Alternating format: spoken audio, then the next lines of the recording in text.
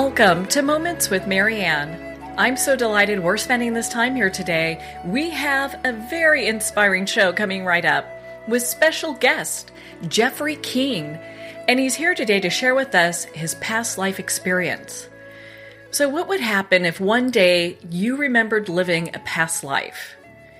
Today, Jeffrey's here to share with us his amazing journey. It's an adventure through the eyes of two people. One was a Confederate Yankee and the other a Georgian. Similarities between the two go far beyond coincidence. They think alike, look alike, and even have the same facial scars. Their lives are so intertwined that they appear to be one. Half of this equation is Jeffrey-Keene, who is a present-day assistant fire chief in affluent Westport, Connecticut. The other half, John B. Gordon, was a Confederate general for the Army of Northern Virginia, and he died January 9th, 1904. Jeff had never given reincarnation much thought until one Halloween where he met with a psychic. So let's welcome to the show, Jeffrey-Keene. Well, thank you, Marianne. You know, what an honor it is to have you here and to talk about your story. I heard about this through a mutual friend, and my goodness, what a profound story you have. Yeah, a lot of people, when they hear it, they say it's fascinating, and I tell them it's fascinating to me, and I lived through it.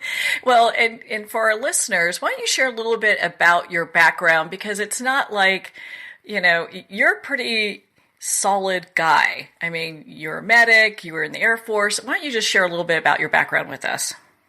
Yeah, well, I grew up in Westport, Connecticut, and after going through graduating high school, I signed up for the Air Force when I was 17, believe it or not. Did a hitch in the Air Force, was in the medics. They ended up putting me in a dental clinic, which wasn't too much fun, so I decided when I had a chance to get a 8-month early out, because they were letting people out early, that I took it. And then I had to wait to be old enough to take the test for the fire department. And it took me 7 years, 3 tests. I got on the fire department, ended up spending 35 years in fire rescue, and retired as an assistant chief in Westport.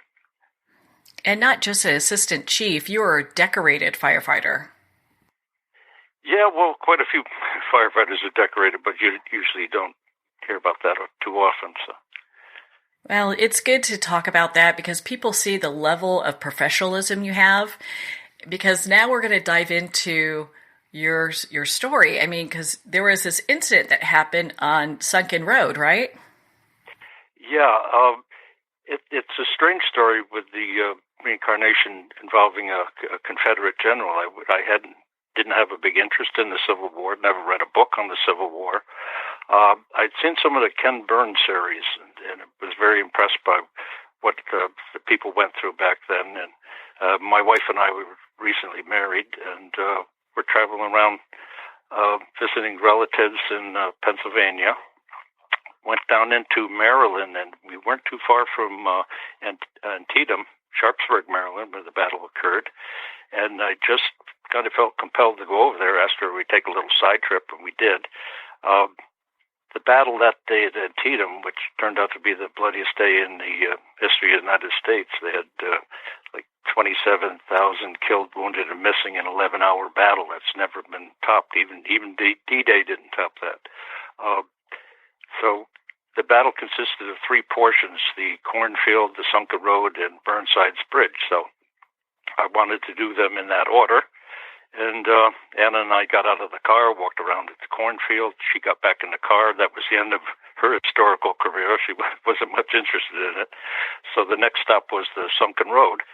And I walked over to it alone and played a little tape of what had transpired at the Sunken Road, walked down some fieldstone steps into the road itself, made a left-hand turn, walked about 20, 30 yards, and was hit by what you might call an anxiety reaction. I didn't actually know what was going on. I was having a hard time breathing. I was angry. I was sad. I started crying, and I can't tell you if I stood in that roadbed, 10 minutes, 15 minutes, an hour, or what. But I actually literally climbed up the side of the road and got out and straightened myself up somewhat and went back to the car and didn't say anything to Anna because I didn't want to worry her. I didn't know what had happened, and I physically felt better, so drove off to Burnside's Bridge, went off on my own and got myself together a little more. And on the way home, we stopped at the store, and they had a magazine, Civil War Quarterly, Antietam edition. I believe they keep reprinting it. And I threw that on the counter and told Donna I wanted that, and took it home, and I put it in with the phone books. Now, everybody knows with a phone book, so anytime I wanted to read it, I could go read it. Well, I didn't read it for a year and a half. And then I went, we had a friend who had her husband's birthday was on Halloween, and she decided to have a Halloween birthday party for him in one of the local restaurants. It was done up all nice with the spider and the usual Halloween decorations. She had hired a guided cartoonist to do caricatures. I have a hard time with that word, caricatures. And next to him was a palm reader. Now, I had never seen a psychic or gone to a palm reader or anything like that. Anna and I went through the line to have a cartoon done, and I was watching the woman and how she was treating the other people, reading their palms and everything, and I went back to our table and I said, I'd like to go have my palm read after dinner. And so Anna went with me. She was standing behind me, and I walked through the line, and I'm watching how she's treating the people, and she seems very sincere. And I said to Anna, I turned around and I said, watch when she gets to me. And she said, why? I said, I don't know. And I sat down in front of the woman, Barbara Camwell, and she took both my hands, and she looked at them, and then she dropped them. And she said, you have some lines that you usually only see in insane people. I said, well, I've been there, but keep going. Don't be afraid. Oh, my goodness. And she was talking about the simian line, and she said that's only the second longest one I've ever seen. And went on, and she said, you know things. She dropped my hands again. She said, you know things. You understand things. I said, well, I've had some things happen. She says, no, like doors opening and closing. And I said, yeah. So I told her what happened down at the Sunken Road. I wasn't quite sure what that was about. So she was shaking her head. She said, yeah, that's because you died there. I said, oh, good. She said, you were very angry, though. You were hovering over your body. You're very angry. And you yelled, no.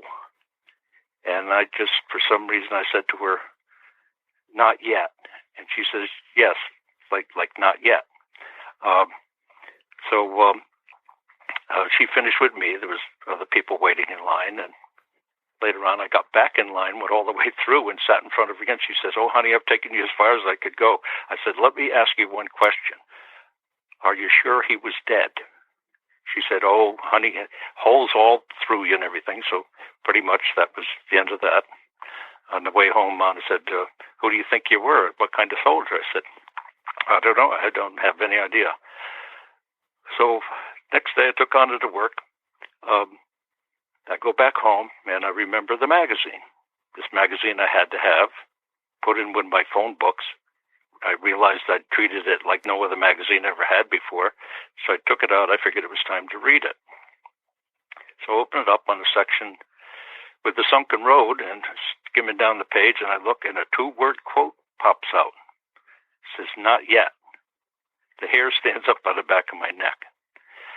And what it was a command from a Colonel John B. Gordon to the men of 6th Alabama, not to fire, sort of one of those things, wait till you see the whites of their eyes type thing. And he would give the command from the center. So he kept yelling at them, not yet. So I look at there's a picture on the page. I look at the picture and I'm going, oh, no. And I tell people I recognize the picture right away. I shave the face every morning. So that was kind of the start of it. And I went back and read more on it. And I figured he was killed, but the picture said General Gordon in the story. He was a colonel. In the picture, he's a general. I said, he survived.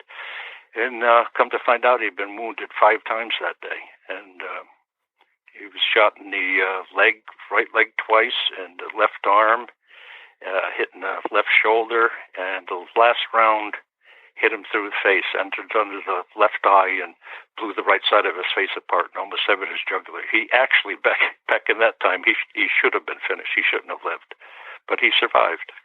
And that's what started me on my journey. I had to make a choice after that. You could either put all that stuff away, try to push all that stuff back into cobwebs and forget about it, or you can look into it. And I chose to look into it, and it was like a decade journey of discovery. And I told people I was guided most of the way.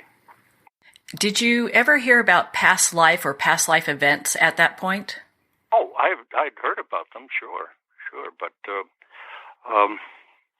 I've always thought there was more to what we see and so on. As a kid, I remember laying outside when we were sleeping out, looking up at the stars, and at a young age to try to, well, even now it's hard, trying to contemplate infinity, trying to put an end to it. But then you say, even if there's a wall around all this, there has to be something on the other side of the wall and so on. I was always interested in mysteries and things like that, but not so much past lives. So where did your journey take you then?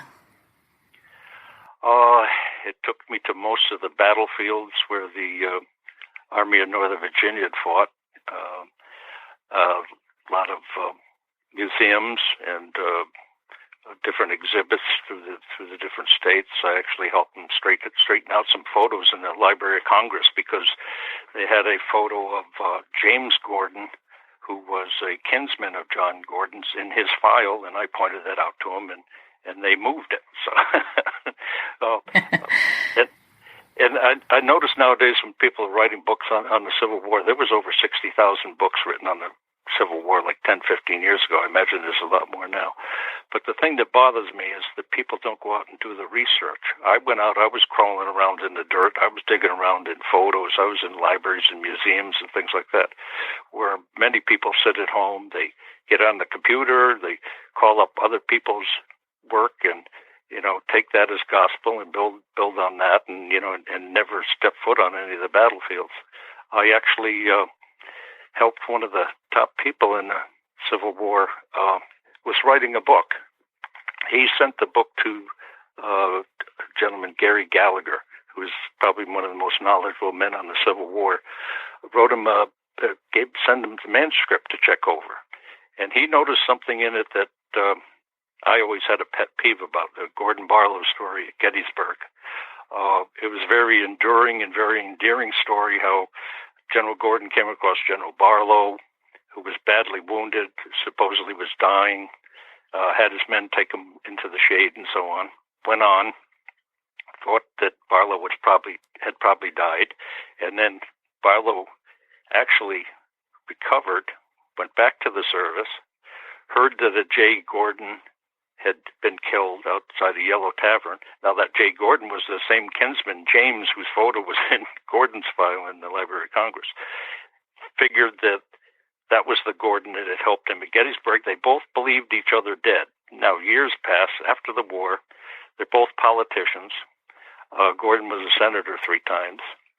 Was invited to Representative Clarkson Parder's house in New York. Barlow was from New York. And Gordon walks in and gets introduced to a General Barlow. And he says, "Are you any relation to the General Barlow that was killed at Gettysburg?" He says, "I am the man, sir. Are you any relation to the General Gordon who succored me?" He said, "I am that man." And they became friends. Well, that story was being torn down, saying it never happened and so on. And that's part of the stuff that was in the book that was sent to Gary Gallagher. He said, "Before you print this, I have a guy you have to talk to." So Harry Fonz, who was considered the dean of Gettysburg, gets a hold of me. We correspond back and forth. I gave him New York Times articles and all kinds of references to Barlow's Knoll and what happened that day and everything. And even a newspaper account where the two of them are at Barlow's Knoll on the anniversary of Gettysburg, retelling the story. And he said, "I'm glad the story holds up." And he put in his book, gave me a little thank you, but he's glad the story held up. He said, "When I came on as a rookie, park ranger, my first job was to make a diorama of the Gordon Barlow story. I said, well, there you go. That that is so interesting how that all came together. Yeah. And then you're probably, you're like the one person who's actually doing the research, looking at this stuff, that you're able to figure all this out. Yeah. There were other people, but there were more naysayers. It seems like a lot of people like taking things that are good and knocking them down for some reason. I don't know why. Even if the thing wasn't 100% true, maybe there was some embellishments and stuff. That happens. But to say the thing had never taken place, they never saw each other, that type of thing.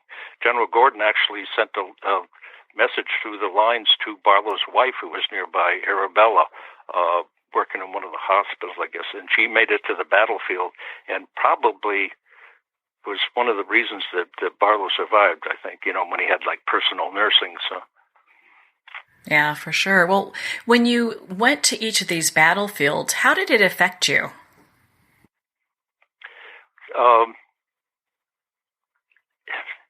It was just, everybody has strange things happen through their lives, but what happened at the Sunken Road was very, very strong, and just was a puzzle. But the puzzle pieces started falling together after that Halloween party, and things that had happened through my life finally made sense. One of the strangest things that ever happened was I was with my brother and some other firefighters. I had just joined a department. It was September 1977. I'd only been on for like less than a year. We were at the VFW at midnight. The stroke of midnight was my 30th birthday. Shortly after midnight, I started getting a pain in my jaw and down into my neck and everything. And having been in the medics, I thought maybe I was having a heart attack, and asked my brother to take me over to the emergency room at Norwalk Hospital. Spent a couple hours there. They did EKGs and all kinds of tests. After a couple hours, the pain subsided and went away, and that was pretty much it. But you tend to remember something like that. Somebody says, how'd you spend your 30th birthday? I was in the emergency room, that type of thing. Well, you remember I told you Gordon was wounded 5 times. Yeah. The worst wound being he was shot under the left eye, and it went through and busted his jaw up pretty good and almost severed the jugular vein in his neck where he had almost bled to death, but he had a friend, Dr. Weathersby, I believe it was, sewed him up. Probably if he hadn't been a general officer, he might not have gotten that attention, might not have lived. But the pain that I was having at the hospital, I had a pain in my shoulder and a pain in my jaw and down my neck and everything, mimicked Gordon's wounding. And now remember when I said this happened? It was my 30th birthday. Well, back to the Sunken Road. Gordon was born in 1832. The Battle of Antietam was 1862. He was 30 years old when he shot through the face. Now, wow. That all happened, that hospital trip happened when I was 30. The trip to the Antietam, the first time, I was in my early 40s. So it was, long before I'd even seen or heard or anything of John Gordon. But after that happened, then I started to notice when driving down the road one day, Gordon's face, I remember telling you, it was blown apart. He had scars all over his face. He was never photographed from the left side after the war because of the big rent in his cheek. I'd drive down a highway, and the lighting was just right and everything, and I look up in the mirror to look at the car behind me, and I look and I start seeing these lines on my face that I had, from kids playing around, getting scratched and stuff, and picking at things, and went and looked at his photo, and I've got markings on my face in 3 places that match up with wounds he received in battles. Now, not only that, he was shot in the right thigh, and he said higher up on the same leg. Now, you don't see too many men with varicose veins, the spider veins type thing. Usually it afflicts women. I have some. I only have 2 of them. One is on my right calf and higher up on the same leg. And he was shot in the left arm. He said it mangled some tendons and everything. In my left forearm, I have a scar where I had a blood clot removed when I was in my 20s. And I asked the doctor, I said, how did I get this blood clot? He says, oh, they just happen. But you start putting these things all together, wait a minute, he was shot in the calf, I've got the mark on my calf, I've got the mark higher up on my leg, I had a blood clot removed from my left arm, and I was in the hospital with my 30th birthday mimicking wounds he received in his face and shoulder. Yeah. So, Wow. Now, all this, my story is rather unique. Most of the ones that you hear are past life regressions where they use hypnosis. Now, I believe hypnosis is a great tool. I told you when I was in the medics, they put me in a dental clinic. I saw dentistry done under hypnosis. I saw them drill down to like the nerve of a tooth, and the guy didn't flinch. They wanted him to stop salivating. They said, your mouth's going to dry up, and his mouth dried up, and so on. So I know it works, and it's a good tool and everything. But also, it carries that stigma where people say, oh, they're planting things in a person. Oh, they're leading things in a person. Now, I was approached by the Sci-Fi Channel to a program called Proof Positive. They said, well, can we do this? Can we do that? I said, you do anything you want. They said, we would like to do a past life regression. I said, sorry, that's the one thing that you hit on that I will not do. And they said, oh, why? I said, because it carries that stigma with it. I said, and as soon as you do that, everybody remembers the past life regression. I said, I believe my story is stronger without it. They said, your book's out already. I said, but the thing is, you put me on TV with doing the past life regression, and that's what people will remember. So I refused to do that. But I did go through a physical exam. I did go through a 3-hour lie detector test, and they had a top facial recognition expert compare my photo and John Gordon's photo, the best that we could get, that kind of matched each other. And the expert said that the upper portion, forehead, nose, eyes, and all that are a pretty good match between Gordon and myself. That's just absolutely amazing. When we look at your story, I know you also talk about, seeing another psychic and learning to meditate. Why did you do all of that? Well, you were asking before, about how it affected me after I went to the battlefield and everything. Well, after I saw the magazine and this other stuff started happening, like one word popped up in my head, help. I needed help. So I went to this woman, Jean Loomis, here in Connecticut. And she said, you're a tough nut to crack, because she was talking about probably doing some past life regression and stuff. And she said, what I'm just going to do this time is teach you to meditate. Just meditate, and whatever comes, and whatever, doesn't, and that, don't force things. Well, anyway, did this meditation, and I had this feeling that I was on horseback. And that's about all that I got, was just a feeling of riding on a horse. And so she was going to have me, I made an appointment to come back another time. And I went back to her and I said, I was doing some more meditations and things at home, just letting whatever would come to me, what I needed to see or hear or whatever. And I went back to her and I refused the past life regression. I said I just am doing well with the meditations and everything, and she gave me some ideas to protect myself from evil and whatever, to make sure I was safe with doing the meditations.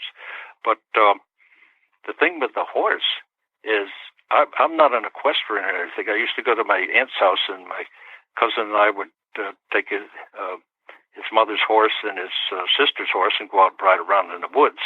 And his horse was a Tennessee Walker, beautiful, could run real fast, and it started running through the woods. And I'm on this older horse, black horse, and it's scraping and trying to keep up with the other horse, and it's scraping against the trees and all, and I'm screaming at it, and we get back over to the barn where my uncle was. He says, what's all yell? I told him what happened. The horse took off. I said, I'm pulling on the reins. I'm yelling at the horse. He says, well, yelling's not going to do much good. The horse is deaf. He says, plus, you're just pulling on the reins real hard. pulled on the reins hard. He said the people that had the horse before us had a training bit in it, which had a prong. And he said they left it in too long and it damaged the horse's tongue. So you were pulling it. I said, oh, good. So I'm yelling at a deaf horse, pulling on the reins, making it matter. That works real good. But anyway, we got the reverse of that when I was in the Air Force down in Orlando. It's really late at night. I hear stuff out in the hallway. We had a small barracks, 16 guys in the barracks, 2 men to a room. And I heard noise in the hallway, and I said, what are you guys doing? They said, we're going riding. I said, what kind of riding? Horseback riding. I said, it's dark out. They said, it's a midnight ride. I said, oh. He said, you want to come? I said, well, you woke me up. I might as well go with you. So we go up to this place where, they have like, to get the horses and you ride in a line and all that. They had some hot soda and some other snacks and things. But anyway, the foreman, I guess you would call him, was looking at the people. And he's kind of like nodding his head as he's looking at the people. And I guess he's figuring how many horses, what horse do I give who? So he said, anybody here an experienced rider? And I shot my hand up. And he came over to me and said, are you good? I said, yeah, I'm good. So he yells to the guy over at the barn. He says, bring out Rebel. It's the name. It's the name now. I said, oh, what have I done to myself? I said, are they going to pull out some beast with flames coming out of its nose and all that? But the horse was great. I got on the horse, and it was like we were one. I turned my toe in on one side, the horse turns that way. I turn toe on the other side, turns the other way. I pull the reins back a little, the horse is backing up. We're going around in circles. I had the horse dancing. So anyway, I was later to find out that Gordon was an extremely good equestrian from doing fox hunts, and he was just a natural at it. But afterwards, I was always asked, why the hell did I say, I'm good, yeah. And the horse, actually, we had to get off and walk the horses through a sprinkler system that went off on one of the orange groves. And the horse almost stomped on my foot, put his foot down, and just as it touched the top of my foot, it pulled it off. So I guess it didn't want to hurt me. That's a good thing. Because they have all sorts of ways of expressing themselves, and sometimes it hurts, Oh, my goodness. I found out that Gordon had wrote a book, Reminiscences of the Civil War. And I didn't want to be influenced too much on it by his writings. I wanted to find things myself rather than him telling me through his book. But I had read the portion in the magazine about Antietam, so I went to the Fairfield Library, found a copy of Gordon's book, and read the portion on Antietam, just that. And that's where it explained most of the woundings and things like that, and then put the book away. But through almost a decade, it was like I was being guided to different places. I had also read in the book that it was written about Gordon. The very first page, the guy said that he was born in Upson County, Georgia, and at a young age moved with his family to the northwest corner of Georgia to a small town called Lafayette. I put the book down, went over to the phone, picked it up, dialed, said, hey, Mom, do you have anything down there named after any Gordons? My father had passed away 2 years before. And as a widow, a lot of times they don't like to stay in the house alone and all that. So my mother ended up selling the house and moving in with my sister. They got a house together on South Main Street in Lafayette, Georgia. You want to do the mathematical odds on that? My mother says, yeah, there's Gordon Hall, which is a school he attended, and so on and so on. So I went down and picked her up, and she's actually the only person that told me I was crazy. I was telling her about this story, what had happened to me. She says, you're nuts, Jeff. But anyway, she changed her mind, because I went down and picked her up, and she did a lot of traveling with me, and she was in on a lot of the experiences that happened along the way. One time taking her back home, we stopped at the main library in Atlanta, because they had the only extant copy of a boyhood sketch that Gordon had done for Youth Companion magazine. And so I go to I love reference people. If you give them a tough job, it's like a knight on a quest. Aren't they the best? Yeah, my goodness. I went and asked them about this boyhood sketch.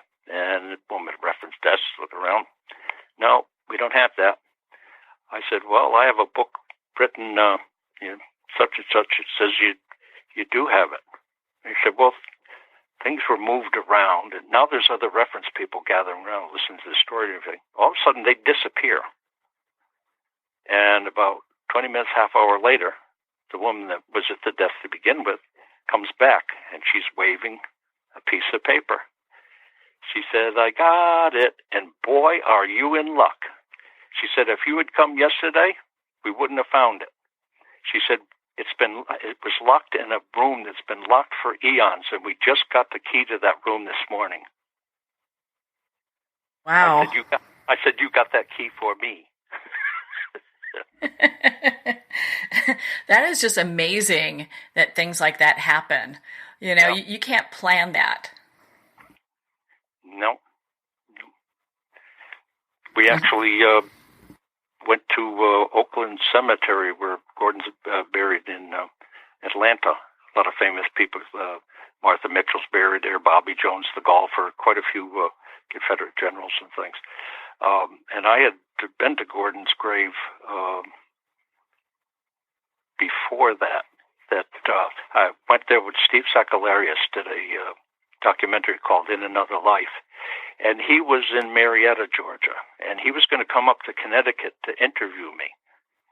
I said, I've got a better idea. You're right down there next to Atlanta. I'll come down, and you can interview me there. And what he did was he took me over to Oakland Cemetery, and I did the interview while I was squatting on Gordon in front of Gordon's grave. So there I was, really. Actually, there's a case of being beside yourself, right? For sure. But when I went with my mother, now this cemetery is large. It's a lot of grid work. It covers a huge area. I heard it got torn up a few years back by a tornado. Actually, went through it, but it has a guest station, a big there's reference people running around and everything because so many people visit this cemetery. We were walking around and asked one of the women, I said, where's the Gordon family plot? She said, there isn't any. I said, are you sure? And then she said, yeah, it's Gordon, it's John and Fanny, and that's it. And I walked around a little bit more and came back and I said, you sure there isn't? She said, no. She was getting really upset with me. So now I go with my mother over to Gordon's gravesite, and we're leaving. Now, being a big grid work, you could take many combinations of lefts, rights, and so on, and end up going out of the cemetery. I go out and I go up this hill, and my mother says, Hugh Harrelson Gordon. I put the brakes on. I said, what did you say? She said, Hugh Harrelson Gordon. I said, where did you see that? She said, back there on your side. Well, I was in my own head, and I wasn't paying attention, but she loves cemeteries. She's an old eagle eye, and she spotted Hugh Harrelson Gordon's grave. That's Gordon's son. Next to him was his wife and then one of Gordon's granddaughters. Also, in that plot was John Bound Gordon Jr., who died from fever when he was 19 years old. And next to him it doesn't even have a name. She didn't live long enough to really give her a name, I guess. Her name was going to be Carolina. And so they called her Lita. But anyway, I think it just said baby girl, Gordon, baby girl. And right when I saw that, I had a thought in my head that said, my poor little girl. And like my heart dropped down to the ground. And then I realized afterwards, I started almost going into an episode like happened at the Sunken Road, but I pulled myself out of it because my mother didn't need a 6-foot-tall, 200-pound sniveling idiot on her hands. So I just sucked it up and drove it off. But I realized afterwards that I caught myself saying, my poor little girl. not the poor little girl, and then feeling so deeply about it and everything. So there's still quite a bit of them hanging around in me. Well, it's interesting how past lives, impact the lives that we currently have. And I think it tells people, that number one, like, love is everlasting. I mean, you have this really, even though it's a very sad reunion, you have this connection with a daughter that you had in a past life, but just how that all comes together. Yeah, and to actually physically carry a lot of bear a lot of the scars that it shows that lifetime had a great effect. And also the reason for it might be the things I'm doing now. For me to, it was designed for me to go to the sunken road and go through all this and to write the book and to put the story out there for other people to help them along if they ever come across some strange happenings and try to put the pieces together. Is it common for people who have had past life experiences to carry the traumas physically into the current life? Mm-hmm. Well, I've had quite a few people. I go on a forum once in a while, and they'll email me to come on the forum to help other people with some of the problems they had. They've gone through similar things. After I wrote my book, I was writing my book. I couldn't figure out how to end it, and 9/11 came along, and so sadly I got to write about a lot of that. But as the years passed, I noticed in one of the forums that they had some re-arrivals from that 9/11 incident, and some of them were saying that the little children were talking about being firefighters and stuff. So they asked me to come on, answer questions about different things what the kids were saying that weren't making sense to the parents, but made great sense to me. I knew exactly what the kids were talking about. One was describing a bucket truck. If you've ever been up and seen like the cherry pickers, the big bucket trucks they have, you stand in a bucket. He was explaining to his mother how those things were run by levers and everything, and how the hoses, they didn't take the hoses up to the buckets. Everything was connected and run by levers, and he was describing everything perfectly, down to the part where when you come down and you stop it, the bucket bounces.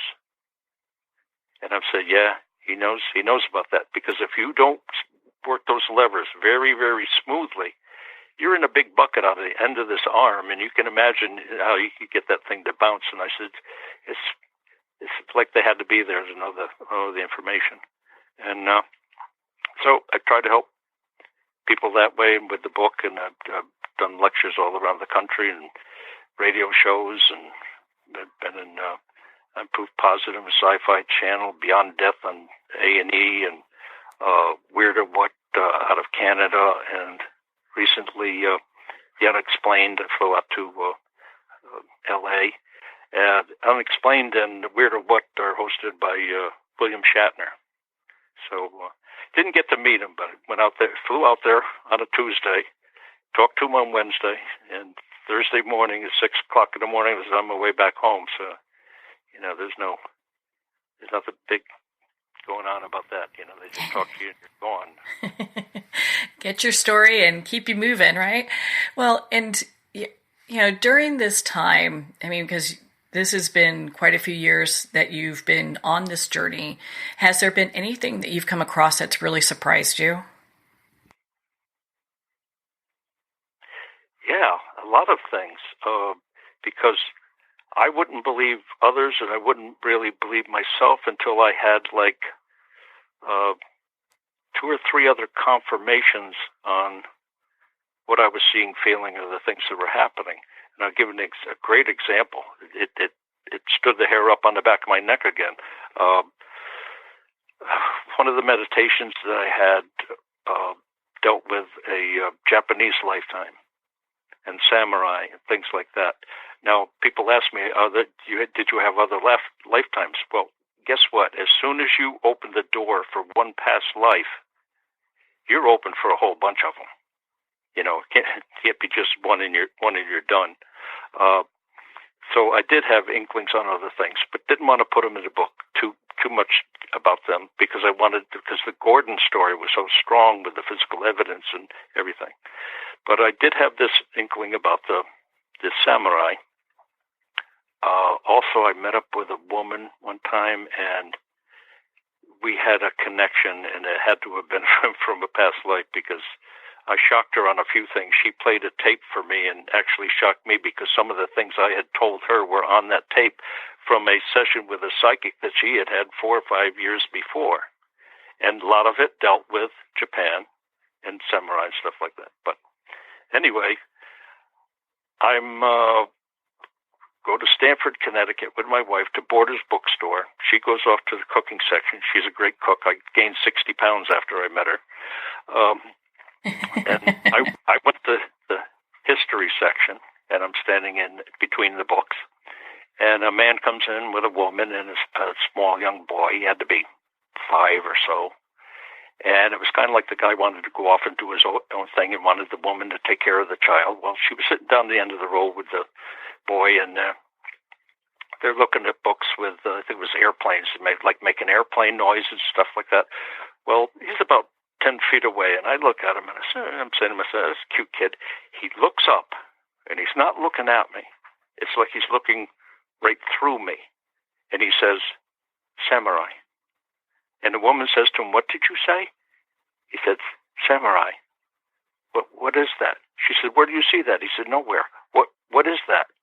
And then she started explaining it was a sword. And after the hair went down on the back of my neck, I went over and explained to him it was a person and not a sword and so on. But it was like a soul recognition. But that kid nailed me. Just He knew who you were. So when now I had the impression of this other person that had the tape shows like a similar story. And then this kid, bam, I said, that nailed it for me on that story. Yeah, for sure. I mean, it's interesting how these coincidences come together, and some people just write it off, but for the most part, they're markers in our road to let us know, hey, pay attention to this, or you're on the right path, or, these are things that are showing up for you. Well, that word coincidence is a great one for people to either hide behind. They don't want to feel about it or even think about it or frightened by the stuff, so they'll just use that coincidence. And I say, well, when do you stop using that? The 5th thing, the 10th thing, the 100th thing, if it keeps going, when do you stop saying coincidence? So, yeah, at some point, yeah. I was being beaten over the head with it. I wasn't being shown. Well, and has Spirit been guiding you ever since? What's that? Has Spirit been guiding you ever since? Oh, I think they've been around right along. Would have to be some sort of divine intervention for the timing of a lot of these things and finding a lot of the evidence. And like I've said many times, it felt like I was in a shopping cart just being pushed around where I gather things. I used to walk into bookstores when I was trying to study. I was reading books on the Civil War and paranormal and religious. Most of the religions I read about them, and take away the smoke and mirror on most of the religions, they're pretty much saying the same thing.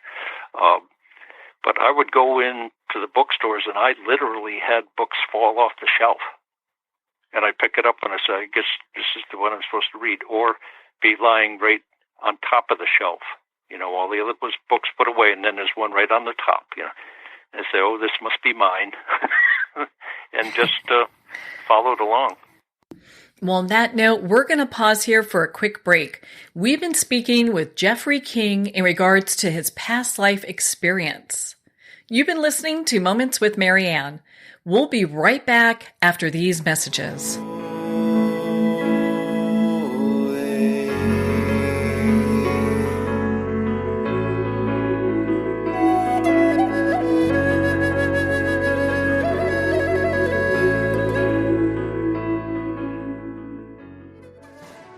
Internationally recognized and award-winning author Judy Goodman works and teaches outside the box of limited thinking. Working with people from every walk of life, her goal is to empower you to be the best you can be, no matter what the challenge is. Born with the gift of seeing beyond our normal vision, she has an extraordinary gift of working with every challenge. Teaching beyond conventional wisdom, her work is described as life-changing. Visit judygoodman.com. That's judygoodman.com.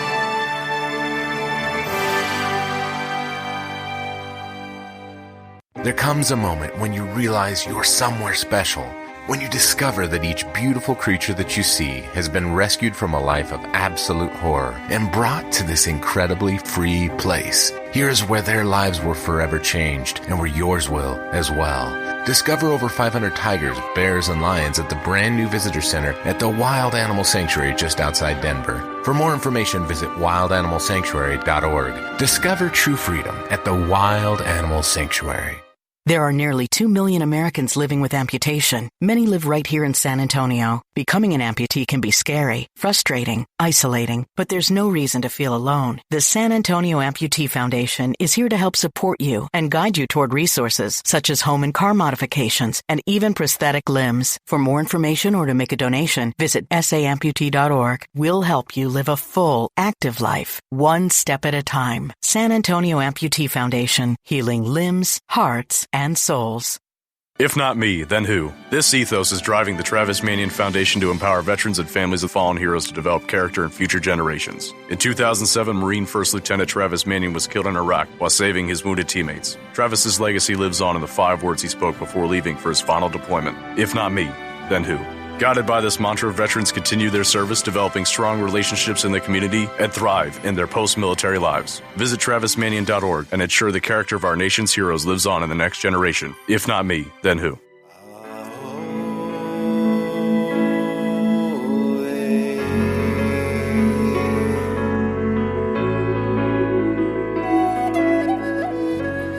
Welcome back to Moments with Marianne. We're here today with special guest Jeffrey-Keene, who's sharing with us his past life experience. So, Jeff, I'm really curious. During your experiences, have you ever come across or run into information in regards to General Patton? Yeah, his grandfather actually was killed at one of the battles of Winchester, Virginia. He had a great belief in past lives. He believed that he had been at the Civil War and also different ancient wars and stuff. He wrote a poem, not a very good one, but it was called "Through a Glass and Darkly," where he talks about having been in other guises and other forms and things. Another funny thing there is my father was adopted, and his father's name was Patton, but spelled differently, P-A-T-T-E-N. The Irish, Patine, they would call it over there, but it's Patton. But he was quite taken with past lives, and so I'm trying to remember. He was taking a tour of a battlefield with a foreign, I don't know if they call them advisors or what, but anyway, they were at the Battle of the Wilderness, and he got into an argument. This other gentleman, this foreign gentleman, I guess, had studied the Civil War greatly and thought he knew a lot about it and was explaining what went on, and Patton got into an argument with him and said General Early was over there and blah, blah, blah, blah, and they were going back and forth, and there just happened to be an old veteran overhearing their conversation. And he said, excuse me, gentlemen. He said, but this man is right about General Early. He said he was exactly where he said he was. He says, I was here at the battle, and that's where he was. And Patton had a big grin on his face. Well, that's pretty impressive. My goodness. And it's just interesting to see how this has all come together. You touched a little earlier about the child seeing you and saying samurai. Do you feel that this is part of the reason why you have this information about your past life experience, is to help others that are maybe new to it and really don't know what to do with it? Yeah, they get very confused. More so the parents with the small children, because they don't know what to do with it. There's two mothers right now that I was trying to give some advice to and help online. One in the UK and the other here in the States that have the returned firefighters from 9/11.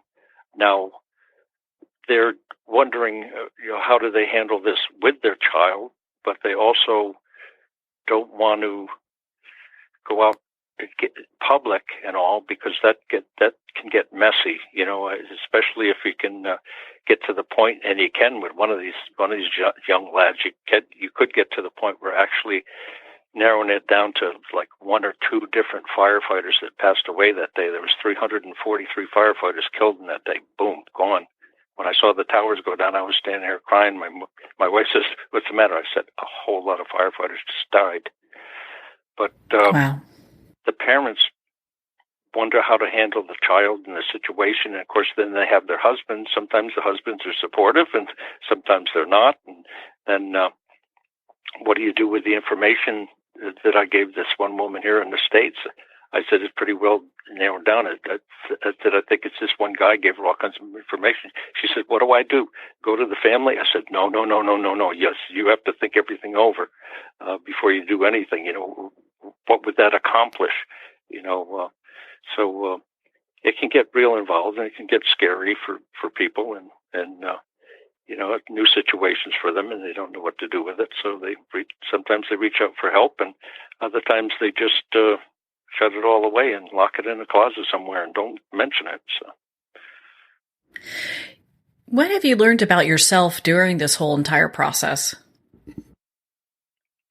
Learned about myself. Let's see. A loaded question, right? Yeah. Well, like General Stonewall Jackson said, you can be whatever you resolve to be. I found if you put your mind to things, you can do them. My book, I'm not a writer. I went through school with a learning disability. I tell people I didn't realize what they were teaching me I would need later on in life. But I also suffer from, I found out my father was dyslexic. I didn't know that till he'd been passed quite a while, and my mother mentioned it, and I said, oh, thanks, that's what this thing is I have. I seem to transpose numbers and letters and things like that. And I was very careful when I was a shift commander, and I was very careful because some of the tankers and different things we come across, you need to have the numbers exact. You need to have the letters exact on chemicals, because if you change a letter or two, it changes the chemical. So, and I used to have my driver, back me up and reread it, make sure I had everything down. So I'm not one to sit down and take pen and paper and start writing a story. Now, I didn't know I was writing a book, but I had been keeping track of many things that happened to me. And then I figured, like I told you, I was being beaten over the head with it. So I said, okay. It's like, I believe. But the stuff kept coming. I said, well, if it keeps coming, I'm supposed to do something with it and turn it into a book. So a lot of people said, it was probably a labor of love. I said, are you kidding? I don't type.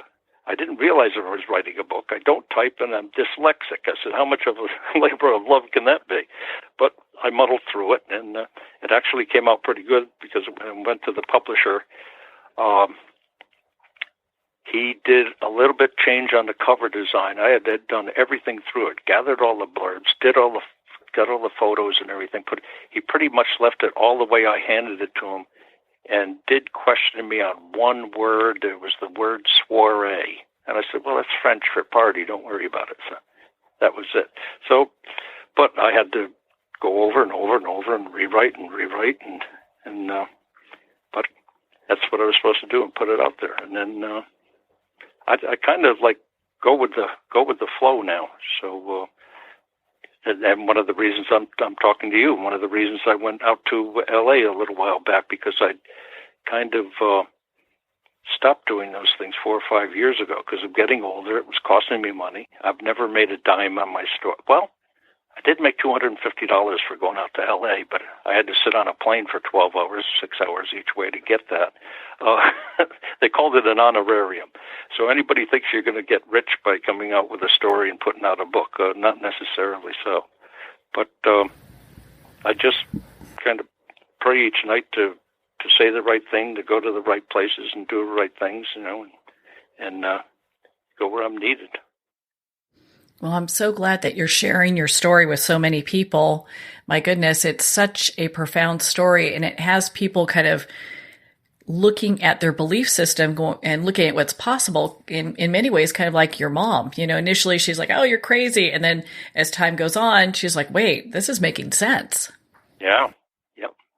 Now she'll say, yep, that's right. I was there. I saw that. I saw when that happened. She's 90. She's 93 now. So I've got her genes. My brother and older brother and father passed away at young ages, but I've got her genes, so I guess I'm going on for a while. My goodness, Jeff, we could talk all day about your work and your story. What are some final thoughts you want to leave our listeners with? Well, I don't have the big script about what's going on. But if you look at the Bible or Confucius or different religions, stuff like that, most of them you'll find like the golden rule. You do unto others. I think that's a good thing to live by. Another one was, treat your neighbors as yourself and so on. And that really made sense to me because what I feel is we all came from the same place.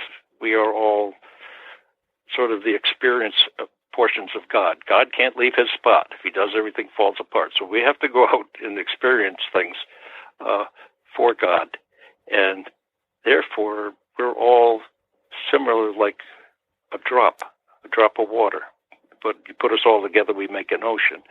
But the thing is, treat your neighbor as you would yourself because your neighbor kind of is yourself.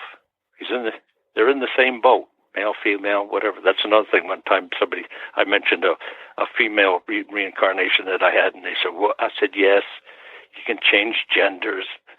People get upset with that one. But I said, how are you ever going to experience what it's like to be a mother, motherhood and stuff like that, unless you're a female? So that it makes sense. But everybody around us is struggling the same way. They're doing the same experiences. And whether you're good or bad, or it's very hard to tell.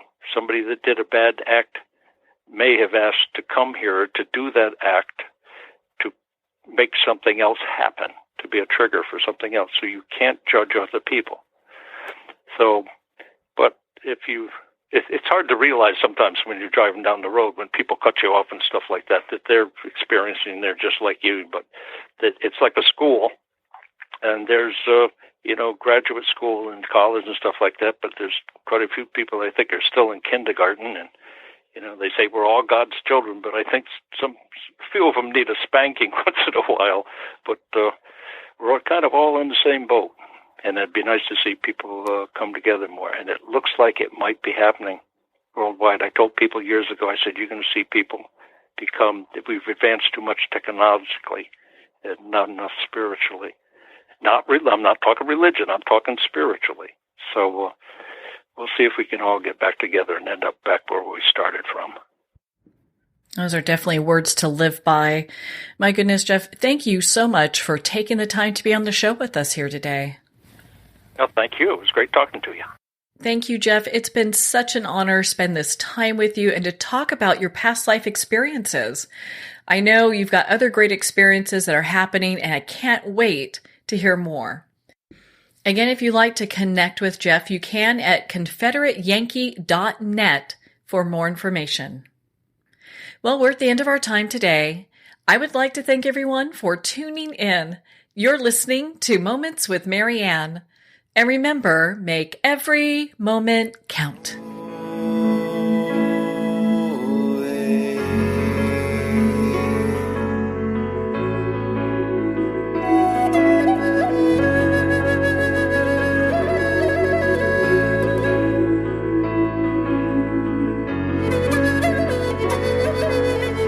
In a single moment, your life can change. Moments with Marianne is a transformative hour that covers an endless array of topics with the best of the best. Her guests are leaders in their fields, ranging from inspirational authors, top industry leaders, and business and spiritual entrepreneurs. Each guest is gifted and a true visionary, a recognized leader in her own work, and while teaching others to develop, refocus, and grow, Marianne will bring the best guest and sometimes a special surprise. Don't miss this. You never know just which moment will change your life forever. Moments with Marianne airs every Sunday, Monday, Thursday, and Friday at 8 p.m. Eastern and 5 p.m. Pacific Time. Make sure to tune in and visit momentswithmarianne.com for more information.